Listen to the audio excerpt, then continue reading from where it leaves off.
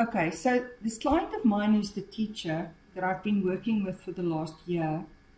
She's been doing really well, but we optimized her home environment to very low EMF.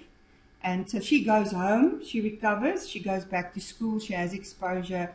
But working with the school, they've implemented a lot of improvements, like switching the Wi-Fi closest to a classroom off during the day. They moved her class further away from the Wi-Fi's. So she's trying her best to limit some of the exposure at school. But then a month ago, they moved a new teacher in next to her that uses Bluetooth speakers, a wireless dongle the whole day, and she just got very, very bad very quickly. To the extent that the school says she's got a psychiatric problem, and they've sent her to a psychiatric hospital. She was there for a week.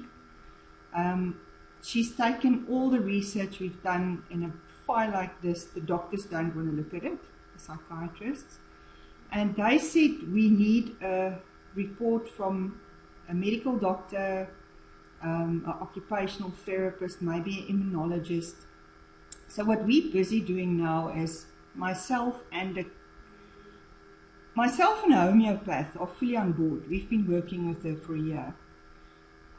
But now we're trying to get some medical doctors that would be willing to sign the report. So we're going to draw something up that gives a bit of background on EMF. We're going to show the testing that was done, because she had genetic testing, she had the inflammatory markers and a few other things done. So we can use that to back us up.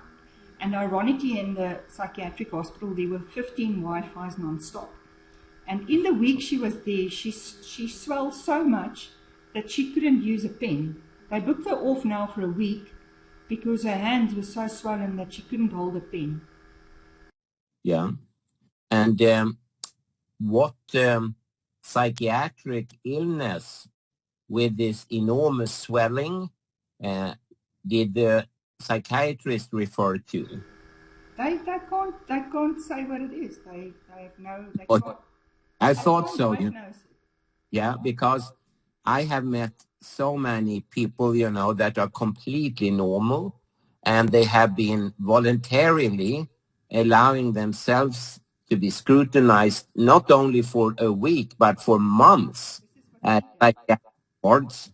And the psychiatrists and psychologists at the end could not come up with any diagnosis, nothing, and no treatment and no explanation. And the only thing the psychiatrist said was that it's impossible that electricity can cause any such bodily reactions, which just tells us that they don't know a shit. So, no, really, really. And they shouldn't. It's not their field at all. But I'm surprised that, for instance, occupational medical people don't at least ponder the possibility that the environment is actually the real culprit here, and especially with that kind of reaction patterns.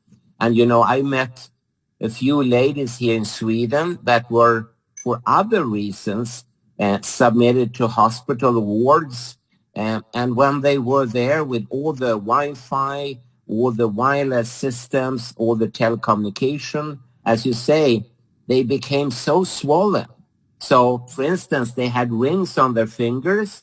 Their husbands had to take a pair of pliers and cut them because they were strangling the fingers. They were so, and the reactions were just enormous. And the reason they were there were, for instance, one lady, she had a minor car crash. So there was not even a word said about electrohypersensitivity at all. And she never said anything. And, all the doctors, I met a few of them, they would stand there, oh, this is so strange. How could she smell like this? She must be allergic to peanuts or something. And she wasn't. So